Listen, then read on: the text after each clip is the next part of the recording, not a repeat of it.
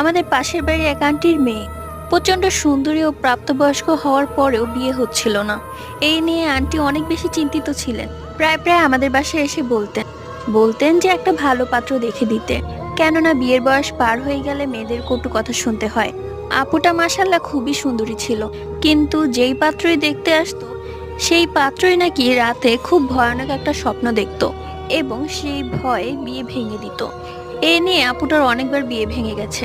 আমরা তাকে বলেছিলাম একটা ভালো হুজুর দেখাতে, কারণ অনেক সময় জিনগত সমস্যার কারণে বিয়ে আটকে যায়। আমাদের কথা মতো আন্টি একটি ভালো হুজুরের কাছে গিয়েছিলেন আপুকে নিয়ে। সেই হুজুর বলল তার মেয়েকে নাকি খুব ভয়ানক কালো জাদু করা হয়েছে, যাতে তার মেয়ের কোনো দিনও বিয়ে না হয় এবং সে হতাশায় মারা যাবে।